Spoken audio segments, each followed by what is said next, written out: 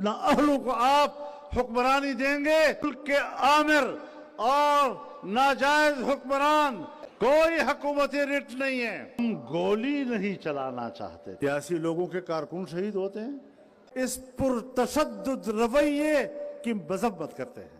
आइन का मजाक तुम उड़ाओगे, अगर मेरे कानून को हाथ पे तुम लोगे तो फिर मैं भी पाबंद नहीं हूं, मैं भी अपने हुकूक की जंग पूरी कुव्वत के साथ लड़ूंगा। इसराइल मुर्दाबाद का नारा लगेगा तो तुम्हारे मुर्दाबाद का नारा भी लगेगा। अस्सलाम वालेकुम नाज़रीन इकराम, तहरीक इंसाफ के खिलाफ क्रैक डाउन करने के बाद साने डी चौक को हुकूमत के लिए अब संभालना और समेटना मुश्किल बन गया है। पूरी दुनिया से आवाज़ें उठ रही हैं। आप ये वीडियो देखिए, फिर इस पर डिटेल में बात करते हैं। जो कुछ इस्लामाबाद में हुआ गुज़श्ता रोज, मुझे किसी पार्टी के फैसले से कोई गरज नहीं। वो अपने फैसले के खुद जिम्मेदार हैं। सही फैसला करते हैं, गलत फैसला करते हैं। हाँ, अगर हमसे मशवरा लेंगे तो दियानत के साथ मशवरा देंगे। जब पूरे एक सूबे से काफिले आ रहे हैं उस वक्त तो आप उनके लिए रास्ते छोड़ रहे हैं, पीछे हट रहे हैं, फिर एहसान जतलाते हैं कि हम गोली नहीं चलाना चाहते थे। फिर जब वो डी चौक पहुंच गए फिर गोली क्यों चलाई? हम इस हवाले से भी हुक्मरानों के इस पुरतशद्दुद रवैये की मजम्मत करते हैं। हर पार्टी को जलसा करने, मुजाहरा करने का हक हासिल है। जिस सूबे से आपको शिकायत है वहां से यलगार होता है। जब न अहलों को आप हुक्मरानी देंगे तो फिर यही नताइज उसके सामने आएंगे। कोई हुकूमती रिट नहीं है। मुसल्लह गिरोह इलाकों पे काबिज होते जा रहे हैं, हुकूमत की कोई रिट मौजूद नहीं।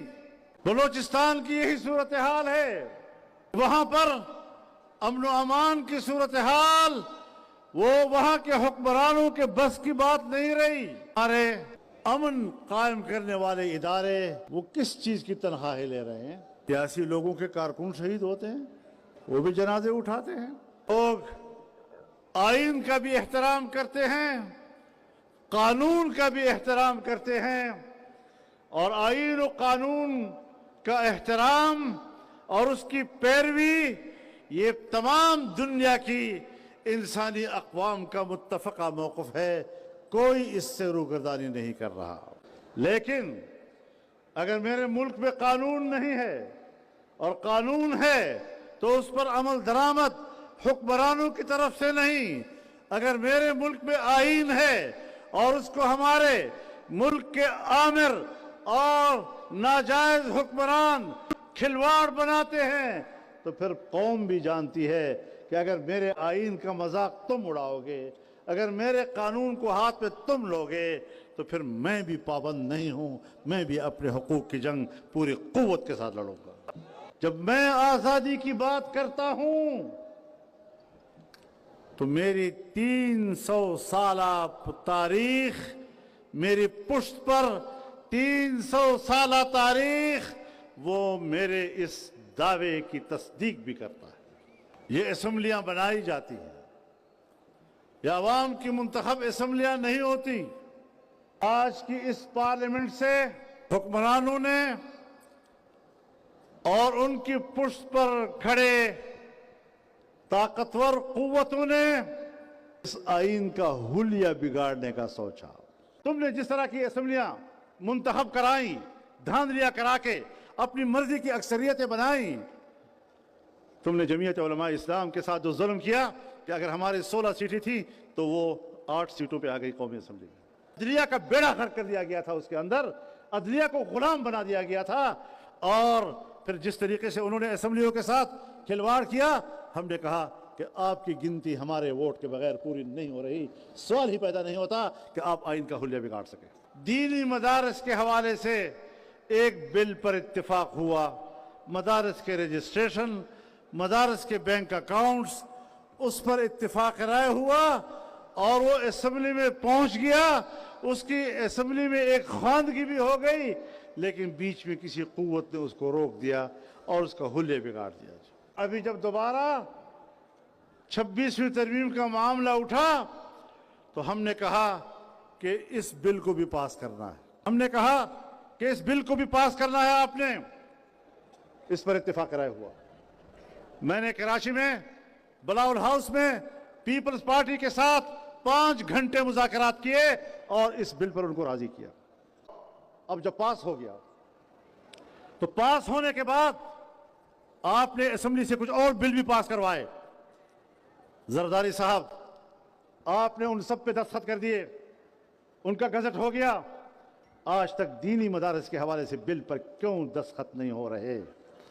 اور جس بل پر تم نے دستخط کیے ہیں اس پر اتفاق رائے نہیں ہوا. وہ 26ویں آئین کی روح کے خلاف ہے. تم نے ایک طرف اتفاق رائے کر کے کچھ چیزوں سے دستبرداری کی اور قانون کے راستے سے آ کر پھر آپ نے قوم کے اور عام آدمی کے حقوق پر ڈاکہ ڈالا. یہ متنازع بل, اس پر تو آپ دستخط کر رہے ہیں, لیکن جس پر آپ نے خود اتفاق کیا تھا آج تک اس پر کیوں دستخط نہیں کیے جا رہے؟ ہمارا احتجاج اور ہمارا سوال بڑا مضبوط اور دلیل کی بنیاد پر ہے, اور اگر اس پر دستخط نہیں ہوتے تو پھر انشاءاللہ 8 دسمبر کو جب پشاور میں اسرائیل مرد آباد کا نعرہ لگے گا تو تمہارے مرد آباد کا نعرہ بھی لگے گا. میں ابھی سوچتا ہوں کہ خدا کرے ایسی نوبت نہ آئے. پہلے سدھر جاؤ, ٹھیک ہو جاؤ, عقل کے ناخن لو اور وطن عزیز میں اسلام کے ان قلعوں پر حملے بند کر دو, ورنہ پھر ان قلعوں سے جو جواب ملے گا تم پھر اپنے قلعوں میں نہیں ٹھہر سکو گے.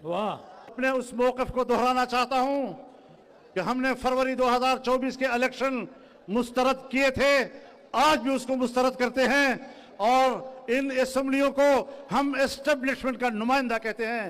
یہ عوام کے نمائندہ اسمبلیاں نہیں ہیں, یہ اسمبلیاں خریدی گئی ہیں, ان کی بولیاں لگی ہیں. ہم ایسی اسمبلیوں کو کیسے مانیں؟ یہ ہمارے اصول کے خلاف ہے, یہ ہمارے نظریے کے خلاف ہے, اور جب تک دوبارہ الیکشن نہیں ہوتے ملک میں, منصفانہ الیکشن نہیں ہوتے, ہم چین سے نہیں بیٹھیں گے. جدوجہد جاری رہے گی. اللہ ہمارا حافظ ناصر ہوگا. ناظرین کرام, آپ نے ویڈیو دیکھی. سانحہ ڈی چوک کے بعد اب حکومت پر چاروں اطراف سے آوازیں اٹھ رہی ہیں اور حکومت کو سنبھالنا مشکل ہو گیا. کے پی اسمبلی کے اندر تحریک انصاف نے کس طرح کا قرآن مچا دیا.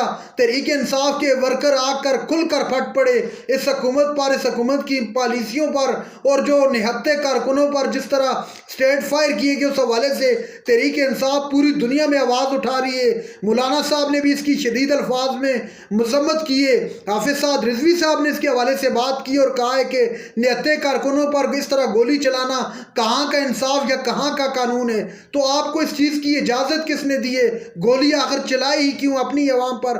جو عوام آپ کو ٹیکس دیتی ہے اس عوام پر گولی چلانے کا مقصد کیا تھا؟